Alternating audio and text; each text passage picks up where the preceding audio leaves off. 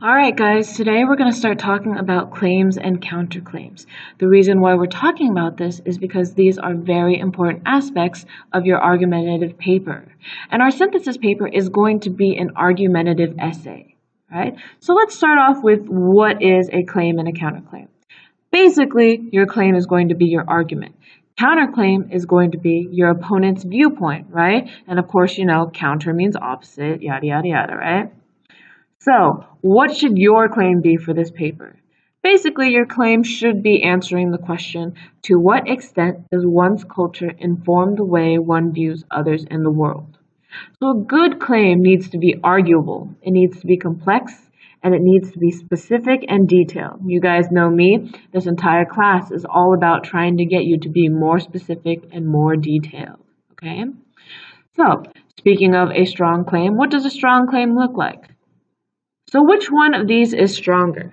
Your culture informs the way you view others in the world, or although a person's cultural upbringing may influence their thoughts and opinions, their personality, choices, and specific cultural inheritance ultimately determines their views on the world.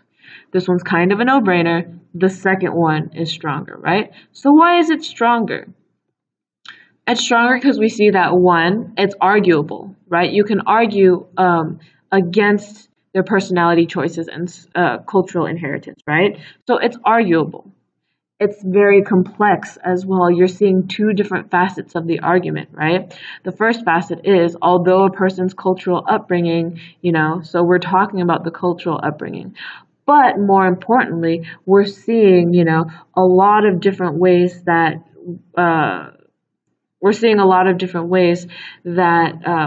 cultural inheritance determines your views on the world.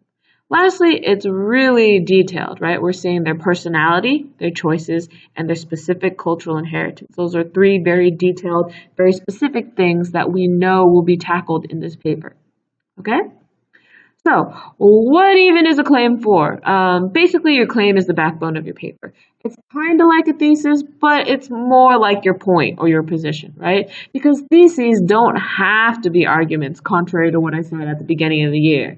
But these good theses generally are. Claims do have to be arguments, though. You cannot fudge this one. Claims have to be an argument.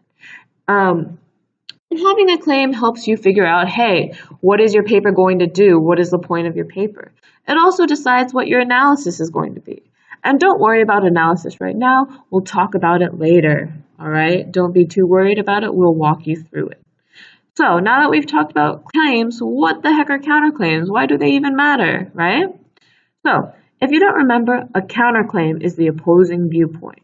And you got to know what your opponent is going to argue in order to build, that strong argument, right? So in order to acknowledge your opponent's points, you use concessions. So for example, although ice cream may be delicious, the true king of desserts is the cheesecake.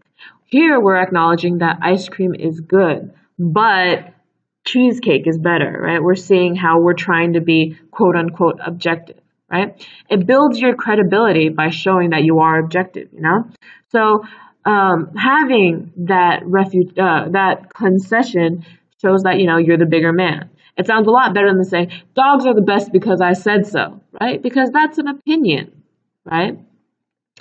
And, one thing we tend to do with counterclaims is we like to take them down one by one, all right? That's an important part of your argument, showing how yours is better, all right? So, taking down the counterclaim is called a refutation. A refutation is an argument against the opposing viewpoint that shows that your point is more valid. All right, when you do your refutation, you need to make sure to use their strongest points against them in order to show them how strong your argument is. Because, think about it. What would look cooler in a gladiator fight? Someone that's squishing a bug or someone that's fighting a lion? Obviously, you want to see the person fighting the lion, right? So, just remember that if you do use weaker points, you might weaken your own argument. So, keep that in mind, all right? So now that you know what all these things are, I want you to turn to page 89. See if you can figure out the claim and the counterclaim in an Indian father's plea, all right? Good luck. I know you can do it.